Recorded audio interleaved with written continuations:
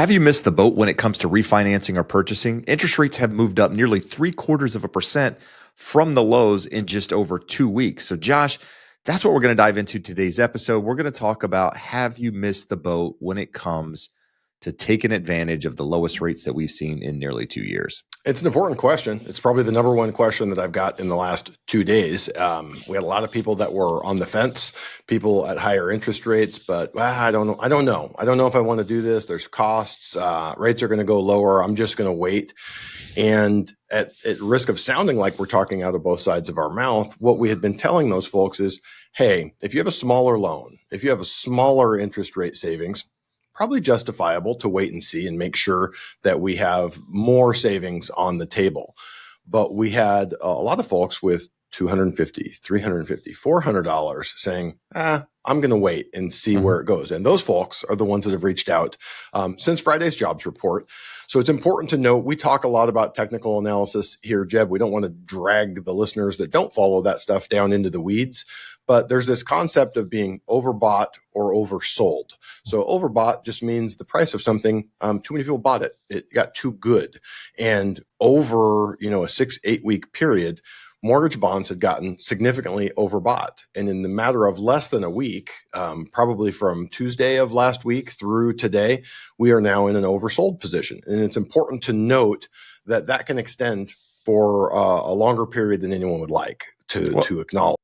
Well, let's talk about that because we've kind of touched on it a little bit, like buy the rumor, sell the news, right? So the bond market's been front loading, I guess, if you would, the expectations that, of jobs reports, of what the Fed would do, of CPI, of all of these different economic indicators, if you will. And so the bond market's been ahead of it, almost to a detriment to some degree, because what's happened is, the bond market's moved well, rates have improved. And then when we've gotten the actual news, we've kind of sold off a little bit. And it's to be expected when it comes to the stock market, when it comes to trading bonds and all of that. But now what we have is we have not only the news coming out, but the news is better than expected, right? So it wasn't the quote unquote dismal readings that a lot of us thought we were going to get based off previous reports. So we've had previous, economic reports or employment reports rather that have been trending lower. And then all of a sudden we get this blockbuster report that it's really hard to kind of pin down, if you will. And you can call it conspiracy theorists, whatever, but it's not in line. Either way, what we've seen with that report is the bond market has said, the hell with you guys. We're not doing this front loading thing anymore. We're going the other direction. We're going more into a safe haven. And with that, Josh, what rates have shot up 0.5% since, Wednesday, Thursday last week? Yeah, from what we're quoting. And part of that is there's been an anomaly on rate sheets in that lenders have been pricing the eighths. So say a 6.125 or a 5.625 or 6.625 better than things in between them. So that sort of exacerbated the problem that normally you could say, well, we should have gone from 6.125 to 6.375. And you're actually a little bit higher than that for most buyers just because the intermediate rates are not priced very well right now. So you get these funny looking rate sheets. But the big picture that I want to push back on is that jobs report was not a blockbuster jobs report. It was stronger than what people thought, but it was under 300,000. To give you some context, back at the beginning of 2023, when rates had dipped, or was it even the beginning here of 2024, we got a really strong jobs report. There was like 500,000 jobs created. Now that was substantially revised lower later on, and that's some of the thinking that's going on. So I think a lot of what we're dealing with right now, these whipsaws, is of rates getting a lot better and then giving it back and then getting better and then giving it back, is just uncertainty. The markets want to think that rates are going lower and should be lower, but then any little bit of data causes it to go back the other direction. And the Fed has not helped in this regard, in that if you look every 2-3 weeks, the messaging changes when they're out talking. So if you look at what Greenspan, what Powell said before the last meeting, what he said at the meeting, and then what he said last week, you're like, it's a different message. It's not vastly different. He's not turning around and going 180 degrees the other direction. But what we've said for the last year is this is a highly confounding market. So we all want to believe in the power of experts. We want to believe there's someone that you can ask a question and they know the answer.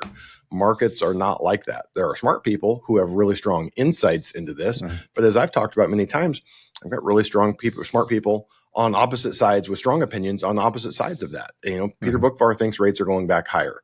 David Rosenberg thinks rates are going much lower. These are really smart guys with very well reasoned opinions. And if you listen to them and see what they're saying, and that's a little bit what we're going to talk about today. Where are we at? Where Mhm. could they go to the downside? Is the trend still intact for the downside? Does the fact that we have given up, you Mhm. know, a third of the improvement in rates since the 90 120 day period here where we saw rates coming down, the fact that we've given a third of that up, does that mean that we've seen the best rates? Because we saw that in early 23, we had it in early 2024, we had it, and the market every time has got way ahead of themselves. Instead of being cool and just a measured pace of decreases and letting the data roll out, the markets should be data dependent. They've gotten ahead of the data, and now we need more data to tell us that this isn't some incredibly robust, strong economy that is going to lead to higher levels of inflation and persistently elevated interest rates. No, but with that said, Josh, we're going to talk about, did you miss the boat? Where can rates go on the low side? But let's take a step back and actually talk about what you just said. If data continues to disappoint in regard to coming stronger, right? So it means the economy is still doing better than a lot of people think. We're still adding jobs. Inflation's not a problem. The economy's still chugging along. Um, could interest rates move back up? Is there an opportunity for the market again to remain irrational for a longer period of time versus just moving back into that trend of lower rates? Well, if we say rates as of today for well qualified conventional borrowers are mid sixes, that's probably an appropriate level moving forward for a not too hot, not too cold economy, right? It's not slowing, not improving, and that's probably where we're likely to be. Could it, rates don't ever really just stay stable. They'll trend up for a few weeks, trend back down, but somewhere mid sixes is probably pretty reasonable without seeing further weakness or strength. If we had 2-3 months of strong jobs reports, if you had data coming out in form of CPI or PCE turning around and strengthening and going up, that would be surprising, but and also lead to higher interest rates. But let's look at the data. What we've seen in the last 2, 3, 4 CPI and PCE reports, really auto insurance and shelter are the two things that are causing inflation. And yet we can see in all different sorts of advanced reads that shelter costs are moderating, home price appreciation is moderating, rent price is absolutely really moderating. So when we look at that, inflation should continue to trend down, and we have not seen a recession yet. We haven't seen a spike in unemployment. What we have seen is data that just doesn't jive with what we're seeing. When I say that, it doesn't jive with an economy that's sort of middle of the road, just blah. It's not strong, it's not weak. But then we get these numbers that will go 3 months in one direction, and then you get 2 weeks of data that counteract that and say that things are stronger or better. So long-term direction is probably better for interest rates, but it's 100% data dependent. And what data are we looking at? Over the longer haul, GDP is going to tell us what that strength is. But the strength of the economy is employment underlying that. And what does that do to inflation when strong wages and high employment rates, low unemployment rates translate through the economy? All right, so let's now talk about what the Fed is thinking. They've given a new summary of economic projections.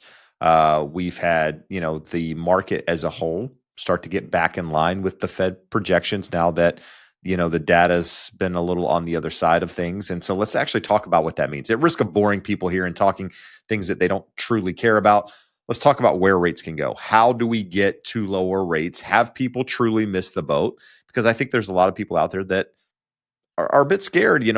We said a couple of weeks ago, hey, you shouldn't wait. You should take advantage of these opportunities when they present themselves, because you truly don't know what the market's going to do. And I followed that up by saying, Although I do think rates are going to go lower, you got to take the opportunities when they're thrown at you, right? I refinanced a couple of months ago, was able to take advantage of a super a rate that probably could have gotten it a little bit lower had I waited another couple of weeks. I mean, just recently, but had I not done that, I would have been back up probably where my rate was on after the last refinance. I was just fortunate enough to take advantage of an opportunity. It made sense to me. Was able to save $400 or $500, no cost. All of that, it made sense. So we've said that, but there's people out there still waiting. So now they've not only got to wait for the new retracement to get back to where they were, they've got to then decide, do I wait again or do I take advantage of it? So let's talk about what that looks like. Before we jump into that, let's talk about this. We've said on the show many times, every realtor, every mortgage professional over the last 2 years has loved to say, marry the house, date the rate. So let's look at what that looks like when it works out perfectly. Jeb, who was well qualified with a big down payment, buys a house, and he didn't like the payment, but he was comfortable. You didn't need to refinance to be able to afford your home, and you've been able to write it down 2 times. Now, there was an article in the LA Times about 90 days ago, right when rates first started coming down, talking to people who we bought knowing that we really couldn't afford this. We could qualify, but we couldn't afford this. But our mortgage professional told us that we were, marry the house, date the rate. We're going to get a better payment. And those people who are all panicking and crying 90 days ago probably did get a chance to refinance here. Hopefully they did it and took advantage. The important thing to remember when we're talking about don't wait, it's don't wait to buy in thinking that there's going to be a better entry point if you're qualified today. If you don't qualify or you can't afford it or it's too much of a stretch, you need to wait till affordability, till interest rates and prices are in a range where you can get what you want and need to be comfortable. But for people who are trying to say, oh, I can do this, but I'm going to pick that optimal entry point, the entire premise of today's show is it's been almost impossible over the last 2 years to know what's coming from 1 month to the next. So by all means, if you are in a place in your life that it's time to buy and you find the right home and you can afford that payment, buy it with the hope that we're dating that interest rate. And it has. We've refinanced a bunch of people who bought at sort of the peaks in interest rates over the last few years and then got them in on some of these dips. So even if we don't get a 4% interest rate at some point, you will have an opportunity most likely to get it lower, but you can't buy depending on that. You buy hoping on it. You can't depend on it. You can't plan on it. So let's look at where everything is. So Freddie Mac Primary Mortgage Market Survey comes out every Thursday. That was just the day before this hot jobs report, and it really reflects data from Monday. So it's about a week out of date, and they're saying 6.12. Mortgage News Daily, which we tell you guys to check because it's updated daily and gives you better information, they're at 6.62. So we can usually get well-qualified clients better than that, but 6.5, 6.62 versus 6.07, I think was the low level that measure hit probably a month ago. So when we look at that, the 10-year treasury, it looks like it's going to close at about 4.02. So we kind of blew that long-term down channel that we've been looking at for going on 90, 120 days now. So again, that doesn't mean that the trend is gone. It means that we have to expect something different in the near term. We may get down to those levels again. So when we're looking at it, you had mentioned the dot plots or the summary of economic projections. The Fed said 2 more 25 basis point cuts. So 50 basis points over the rest of the year. They said 100 next year and then 50 more in 2026. Long-term projections are really, really difficult. So I say, let's look at fourth quarter and maybe the first quarter of next year of what they're expecting. And they've already, like I said, Powell came out and is kind of talking back saying, well, we need to see continued weakness. We're in no hurry to cut rates, even though they literally just 3 weeks ago said we're going to cut rates 50 basis points more between now and the end of the year. Now they're somewhat backing off of that unless we get data that supports the view that the economy is slowing and needs some support. So what we talk about the Fed fund futures market, which is where people are actually wagering real money. And that had gotten way ahead where they were saying there's going to be 75 basis point cuts and 150 next year. And you look at that and you're like, well, that's a little wild. And as of today, they are right back in line with what the Fed is saying of 50 basis points between now and the end of the year, 100 next year. Does that guarantee that either of them are right? It doesn't, because those dot plots get revised every 3 months. They're rarely consistent every time they come out, and they're rarely correct. And that's not an indictment on the Fed. It tells you how difficult it is to project an economy as large as the US. And same thing for people who are investing in Fed funds futures. They've got a good idea, but they have a track record over the last 2-3 years of front running and saying we're going to see these aggressive cuts that don't actually materialize. Well, I think that's important to note right there. I was actually going to say that is the one thing the Fed is trying to prevent is a front running of what they're saying, right? So if the Fed comes out and says, "Hey, this is our expectation, this is what we're going to do," well, what happens is the market typically goes ahead and, like we said, they bake it into the cake. The market reacts. People start spending money, start borrowing money because they believe that the cost of money is going to get cheaper as interest rates go down. The Fed doesn't want that because if that happens, guess what? People start borrowing money, people start spending money, especially when it comes to businesses. Guess what happens? Inflation. You get some of these things that they've been trying to moderate over the last couple of years or kill to some degree, inflation being one of them, that they don't want that. So is it a possibility that Powell is coming out and backing off a little bit to let the market breathe a little bit, not to allow that front running to continue to take place? Or is he truly, saying we don't know what's going to happen yet because the data isn't in line? And I think it's kind of the what if. And if you're somebody out there in the market right now, what I will tell you is trying to predict these things. Josh and I look at them every day.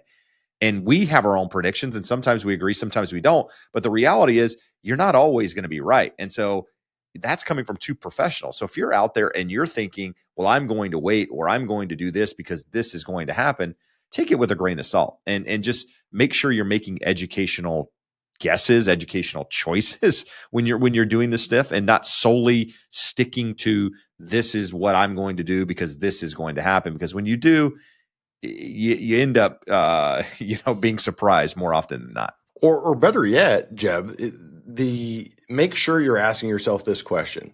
Say you've educated yourself, you've listened to us, you've read 50 articles, you've been everywhere over the internet, and you think you have a handle on this and you come to a conclusion. Ask yourself, is that my conclusion because I need it to be that way, or I really want it to be that way? Or is that what I really took from that information? Because at the end of the day, as a mortgage professional, people go, "Oh, you guys always want lower interest rates." To a degree, but really low interest rates are a sign of an unhealthy economy. So we don't want ultra low, but we want affordability high so lots of people can get mortgages and we do well in our business. But you always got to ask yourself, do I really think this is where the data is headed, or do I really want the data to be headed that way? And that's for all of us in any walk of life. I mean, it's football season. Many of us play fantasy football. Do you really think that? Or is that what you want or need to have happen? Because we all are biased and we all are good at sort of misleading ourselves or taking ourselves down the path that we want or need data to go to. So my gut feeling is that the economy is not as robust as some of this data indicates, as the Fed would like. The Fed is very, very hopeful that we're going to have this proverbial soft landing where they don't ever see a recession. They can have one of the most aggressive hiking cycles in their history without taking us into a recession. If you look at some of the higher frequency data, so last week, Jeb, was all about jobs. We got jolts early in the week, and people kind of freaked out and said, "Oh my God, there's 300,000 additional job openings." But the more important data, the quit rates and the hire rates are down and trending like straight line down. The Challenger jobs report came out last week, also private data, not government data. Really weak in the internals. So it doesn't jive with what we're seeing. So mixed messages, right? Some things saying strong, some things saying weak. And so much of what we're looking at is telling us. But if you look at some of the more high frequency data, some of the underlying fundamentals, even in a strong headline, what gets reported in the news, you see underlying data in there that goes, "Ooh, this isn't as robust or as strong as what we think." That jobs report from last Friday, Jeb, the majority of the jobs were among 16 to 21-year-olds. I don't know about you, but most 16 to 21-year-olds are going back to school last month. They're not going out and getting a job. They're quitting the job that they had through the summer. So things just don't add up. Now, that's not conspiracy theory or saying that they're cooking the books. It just says that doesn't jive with what we all know to be happening out in the real world. So when we look at that, I do expect and believe that the downtrend in rates will happen. Do we get 150 basis points of Fed cuts over the next year? I don't know. It could be slower and longer than what we expect. We've talked on the show a bunch here, Jeb, that using history as our guide, not Fed projections, not futures markets projections, but history as our guide. The last 8 cutting cycles, prior to the first cut, we get 140 basis points of improvements in the 10-year, which also is closely mirrored by mortgages.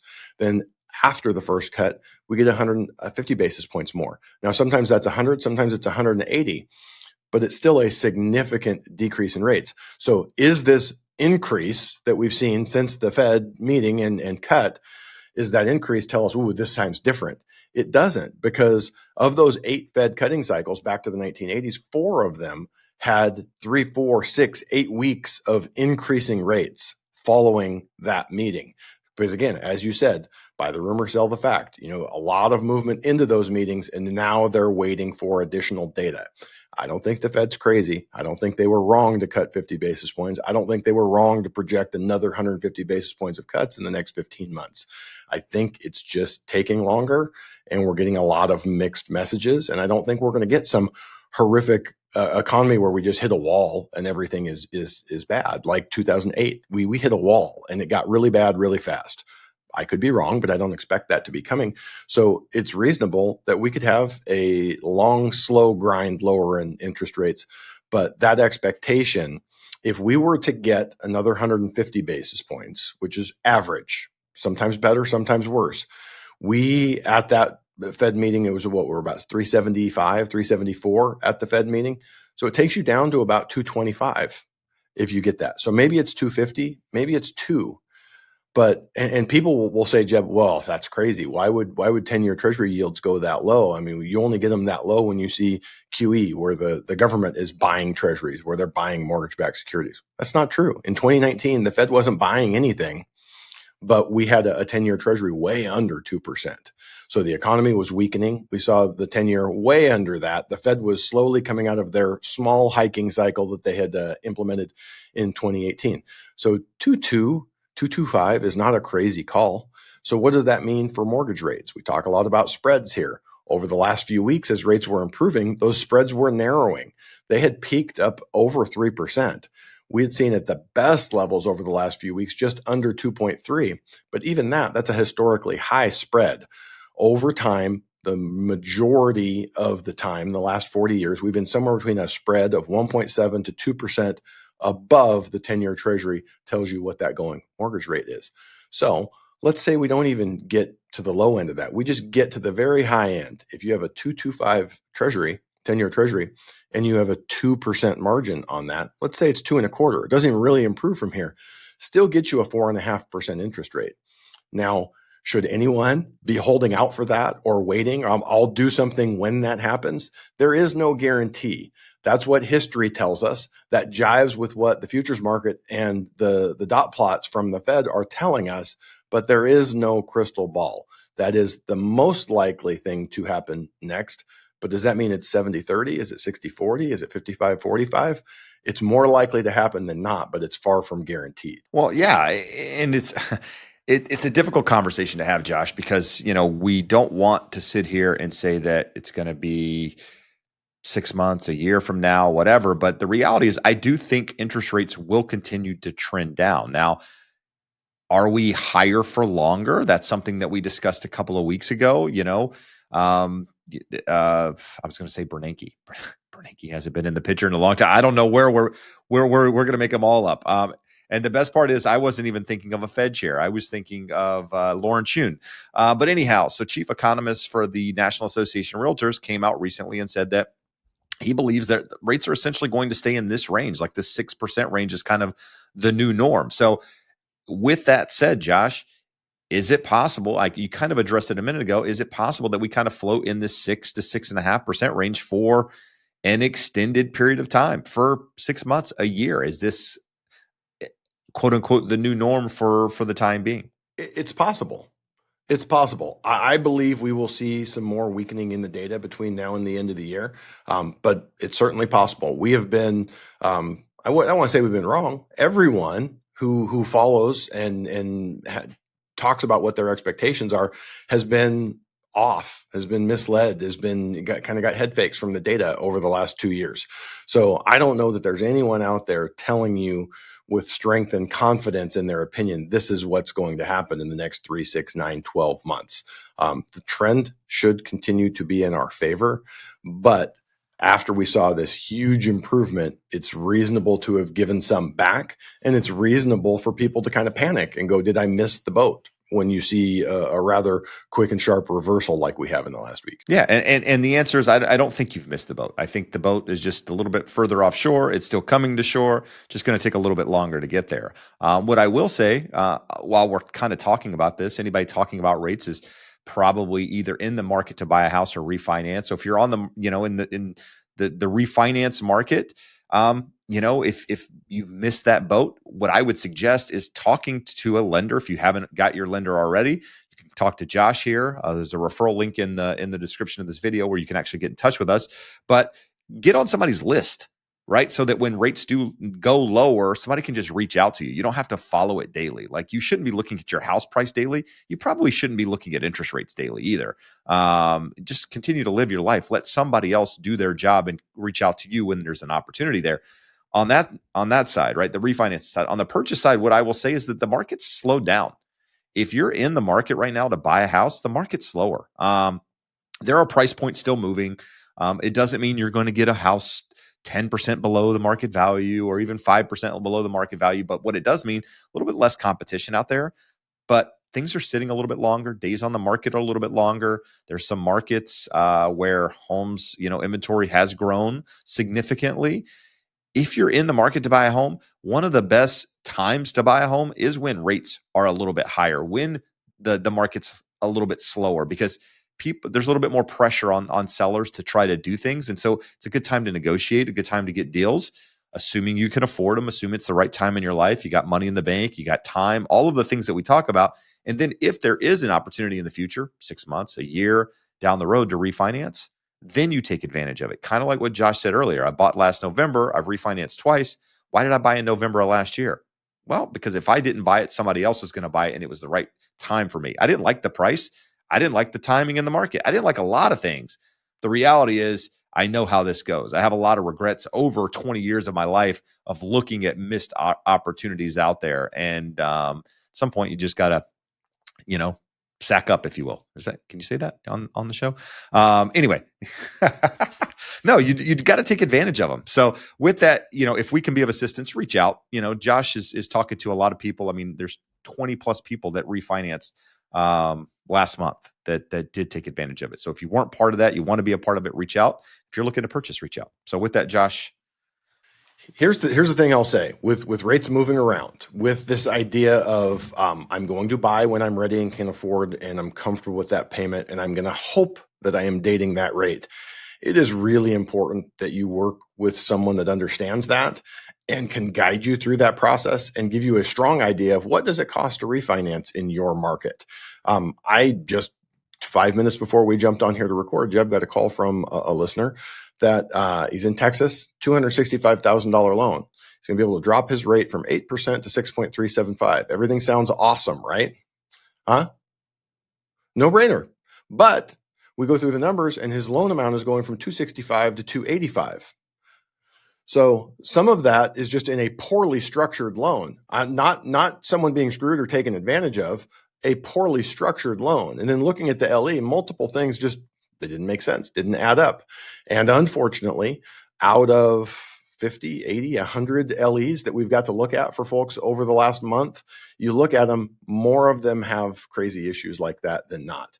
Many of these situations, people didn't have someone say, would you like this or would you like this? They're just being told, here's what we got. And when you look at it, a difference in rate of 0.5% may be better for you to have the higher interest rate and not add $10,000, $12,000, $15,000 to your loan amount, because that is your hard-earned equity. If you look at your amortization schedule, you might only be paying $300 or $400 a month towards principal. So in a year, you're going to reduce that by $3,500, $4,000, $5,000. So just give away $15,000 because it sounds fun to skip a payment, a half a payment, a 1 month payment, get your impounds back. Some people asking about skipping 2 payments. For clients in California, skipping 2 payments, we're going to add $15,000 to your loan amount.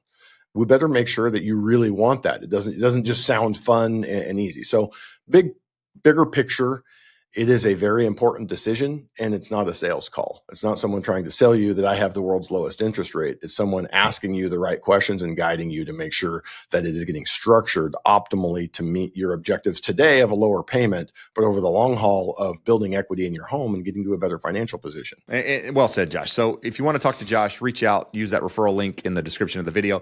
What I will say is I don't believe you've missed your opportunity. That's where I'll end this. Your opportunity is not gone. It's delayed a little bit, but that doesn't mean that when it presents itself next time, you're going to have forever to take advantage of it. So get your ducks in a row, talk to somebody now, get what you need to them so that when the opportunity arises, you're there, they have the documents, they can lock it, you can move on. And again, get on a list so that you can stay updated. But that's how you buy right, borrow smart, and build wealth. I mean, that's what we always talk about. You do that by preparing yourself, not by waiting until the last minute, not by trying to pick the top or the bottom in the market. It's not how it's done. So with that, we would love the opportunity to help. Reach out if we can be of assistance. Until next time, adios. Amigos.